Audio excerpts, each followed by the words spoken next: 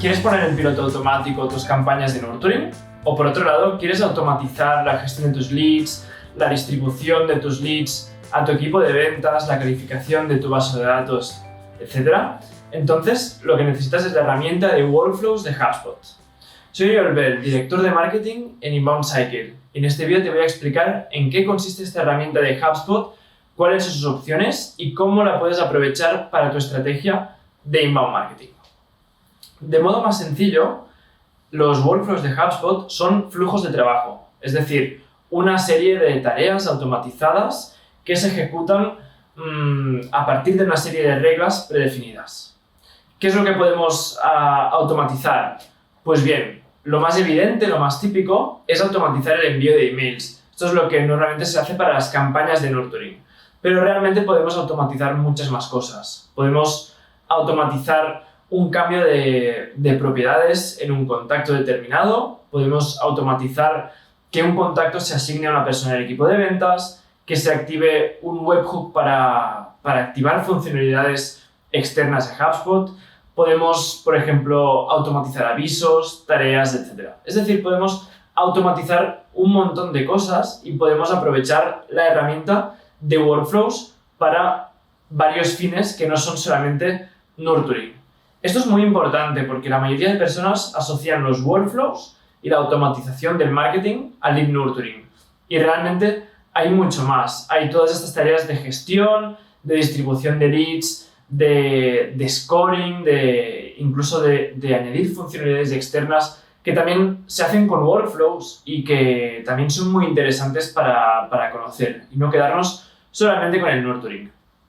Algunos ejemplos de cosas que podemos hacer con los workflows de HubSpot. La más típica son campañas de lead nurturing, esto es cierto. Es lo que conocemos como drip campaigns, es decir, escribimos una serie de emails y estos emails se mandan a los contactos, a los registros, en base a una serie de reglas que predefinimos. Hay siempre un trigger, es decir, una condición que se cumple al principio. Luego hay estos emails, hay una serie de delays o de tiempos entre los emails y luego hay un goal, hay un objetivo que tenemos que cumplir. Y a la que se cumple este objetivo, ese contacto, este registro, sale del workflow. Otro ejemplo, pues sería, por ejemplo, la distribución de algunos registros en el equipo de ventas. Por ejemplo, si nosotros determinamos que los CEOs de grandes empresas son contactos muy interesantes desde un punto de vista comercial, podemos crear un workflow que ponga esta regla, que siempre que captemos un registro que cumpla estas condiciones, que sea un CEO de una empresa de más de tantos trabajadores, pues este contacto se asigna aleatoriamente a una persona del equipo de ventas. Y así agilizamos el contacto y tenemos mucha más eficiencia en la gestión de este lead. Por otro lado, también podemos hacer que los workflows nos sirvan para hacer lead scoring. Es decir, podemos definir una serie de reglas dentro de los workflows y cuando se cumplan podemos subir o bajar la puntuación de scoring que tiene cada uno de los contactos. Esto es muy importante porque lo hacemos de forma automatizada, definimos las reglas previamente y no tenemos que hacer este scoring de forma manual. Fíjate que todas estas tareas, estas automatizaciones, serían algo que podríamos hacer de forma manual. Es decir, podríamos enviar estos emails manualmente, podríamos hacer esta asignación de leads manualmente, pero lo que nos permiten los workflows es poner en piloto automático todas esas tareas, por lo tanto que no tengamos que preocuparnos de hacerlas manualmente y por lo tanto somos capaces de trabajar con un gran volumen de registros, con bases de datos mucho más grandes, pues con mucha más eficiencia y a gran escala. Esto es muy interesante para aquellas empresas que tienen previsto un gran crecimiento en su estrategia de inbound. Por lo tanto, ahora que ya hemos visto en qué consiste esta herramienta y cómo la podemos usar, vamos a entrar directamente dentro de la herramienta y voy a enseñar un poco cuáles son las opciones que tiene, qué aspecto tiene desde dentro de la cuenta de HubSpot y algunas cosas que podemos hacer que creo que son muy interesantes. Vamos allá. Muy bien, pues ahora hemos explicado a modo introductorio en qué consiste la herramienta de workflows dentro de HubSpot y también cuáles son sus posibilidades y qué podemos hacer. Y ahora entramos directamente dentro de nuestra cuenta de HubSpot y vamos a ver cómo acceder a la sección de Workflows y qué opciones, qué posibilidades tenemos allí dentro. No me interesa tanto hacer un paso a paso de cómo crear un workflow, sino dar a entender qué elementos hay y cuál es la lógica. Entonces, si estamos aquí dentro de la cuenta de HubSpot, aquellas licencias que tengan activada la funcionalidad la encontrarán dentro de este menú, Automation y Workflows, o bien automatizaciones.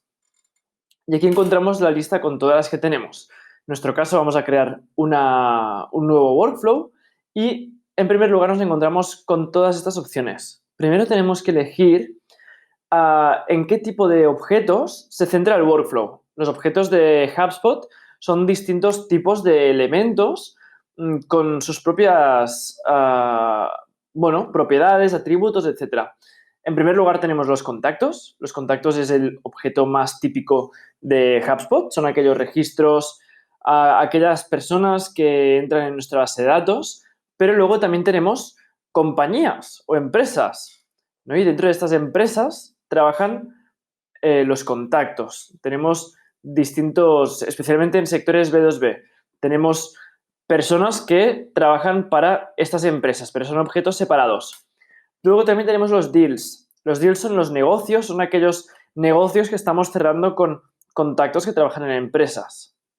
Luego tenemos los tickets de soporte, de servicio, y las quotes o presupuestos de ventas, ¿vale? Pero en función del tipo de workflow que queramos crear, trabajaremos sobre un tipo de objeto u otro. En nuestro caso, ahora vamos a trabajar sobre contactos, pero la misma lógica se aplicaría sobre el resto de objetos, ¿vale?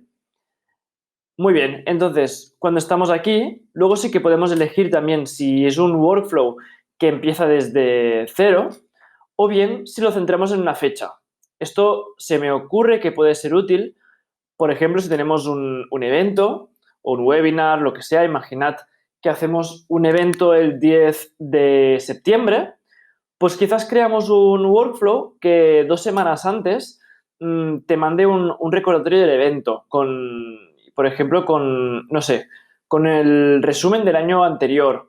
Luego, una semana antes de la fecha del evento, aquí no pondríamos el 10 de septiembre, por ejemplo, mandaría, no sé, la agenda o cómo llegar, ¿no? El mismo día o el día antes enviaría la clave del wifi, por ejemplo. Vale, pues son distintos tipos de acciones que podemos activar en función de una fecha concreta. Y esto es muy parecido, pero no es una fecha única para todos, sino que cada contacto puede tener una fecha distinta almacenada en una propiedad. Por ejemplo, el cumpleaños. Podemos tener una propiedad que sea el cumpleaños, cada contacto tendrá su fecha distinta y decir, mira, pues un día antes del cumpleaños le mandas un email con un cupón de descuento, por ejemplo. Esto sería una posibilidad, ¿vale? En nuestro caso vamos a empezar desde cero, pero hay todas estas opciones. Y muy bien, ahora llegamos ya aquí. Esto es la pantalla principal del editor de Workflows. Como veis, es un editor muy visual. Ahora veremos cómo se van construyendo todos los procesos, ramificaciones, tareas, etc. Y es muy fácil entender gráficamente cómo se estructuran todas estas tareas. Lo primero que vamos a usar para empezar es el trigger o es el detonante del workflow. Es lo que hace que un contacto determinado o una empresa, lo que sea, entre dentro de este workflow. Vale, en nuestro caso, por ejemplo, vamos a hacer el Lifecycle Stage será un Marketing Qualified Lead. Es decir, activaremos este workflow de ejemplo cuando un contacto se convierta en lead cualificado y vamos a ver qué pasa. Pero hay muchas otras opciones. Hay propiedades de cualquier tipo de objeto. Podemos hacerlo cuando que se active el workflow, por ejemplo, cuando una persona rellena un formulario. Por ejemplo, que si se descarga un PDF le mandemos contenidos relacionados. Cuando interactúe con emails de marketing, cuando haga clic, cuando abra un email, activamos un workflow. Cuando visite una página, por ejemplo, podemos hacer que cuando un contacto visite la página de precios, lo asignamos a alguien del equipo de ventas y le mandamos una tarea para que llame a esa persona. etcétera. Hay muchas opciones distintas. Aquí HubSpot nos da un montón de posibilidades. Yo me voy a quedar de momento con que, con que ese contacto sea un lead cualificado, ¿vale? Y aquí vamos construyendo las acciones que queremos que pasen. Por ejemplo, yo voy a decirle que si este contacto se ha convertido en un Marketing Qualified Lead, pues me ponga que es este buyer persona, por ejemplo, por si quiero hacer otras personalizaciones, ¿no? Perfecto. Ahora pondremos un delay. No quiero que la próxima acción se haga inmediatamente y eso es interesante porque quizás a veces queremos crear una cadencia, queremos crear una serie de pausas entre las tareas. Por ejemplo, si mandamos emails, pues podemos poner estos delays o atrasos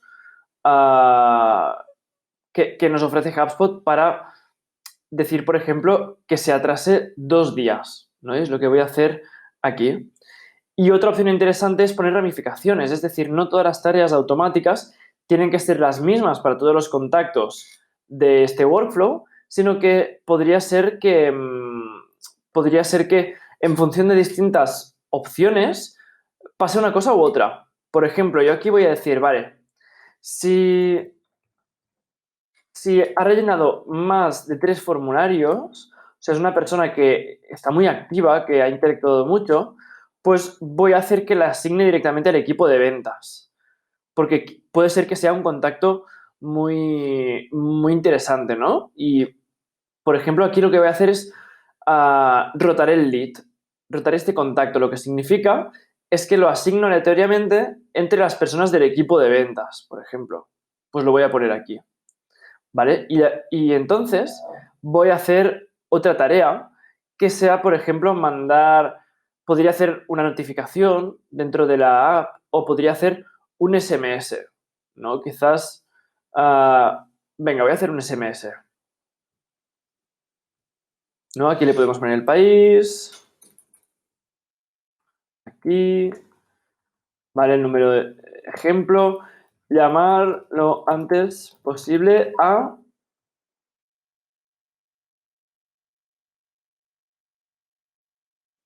esta persona, ¿no? Al email de esta persona. Y si lo mandas, por ejemplo, al director de ventas, porque es un contacto muy interesante.